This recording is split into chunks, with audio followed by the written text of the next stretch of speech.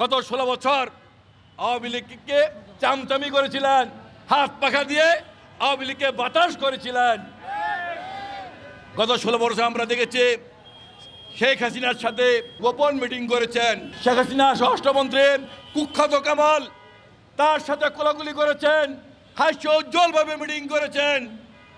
তিনি বলেন এই ইসলামী শাসনতন্ত্র আন্দোলনের প্রতীক হাত পাখাকে ভোট না দিলে নবী করিম সাল্লাল্লাহু আলাইহি ওয়াসাল্লামের বিরুদ্ধে করা হবে।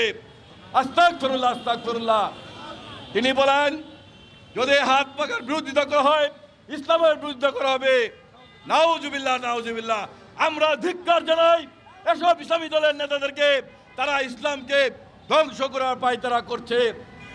এই ইসলামী শাসনতন্ত্র আন্দোলন গত 16 বছর যে চামচামি করেছিলেন, তিনি বলেছিলেন শেখ মুজিবুর রহমান মাথায় সব সময় টুপি দেন, উনি একজন ধার্মিক লোক ছিলেন। বাংলাদেশে আর কেউ দেখে নাই, সে দেখে ফেলছে। তিনি বলেছেন শেখ মুজিবের দাদা আরব থেকে এসে বাংলাদেশে ইসলাম প্রচার করার জন্য।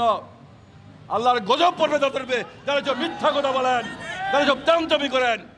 আবার সে বলেছেন শেখ হাসিনা অনেক ধার্মিক ছিল, নামাজ পড়তে পড়তে কপালে দাগ পড়ে গিয়েছে, তিনি 7 বছর বয়স থেকে নামাজ পড়েন। আরে ইসলামী স্বাধীনতা আন্দোলন মানে আমির সাহেব বাংলাদেশে কোনো মানুষ দেখেনি। আপনি কি এক রুমে তার সাথে সময় কাটিয়েছেন নাকি? আপনি কিভাবে দেখলেন শেখ হাসিনার কপালে দাগ পড়ে গিয়েছে? বাংলাদেশের কোনো মানুষ দেখেনি, আপনি কিভাবে দেখলেন? এই যে মনে করেন চামচামি আর তেলবাজি আর ইসলামকে নিয়ে ব্যবসা, এসব ব্যবসা বন্ধ করতে হবে। ইসলামকে যারা দ্বিধা বিভক্ত করতে চায়, ইসলামকে না ভাঙিয়ে যারা বাংলাদেশের ইসলামী ঐক্যকে বিনষ্ট করা যায়, তাদের কাছ থেকে সাবধান থাকতে হবে।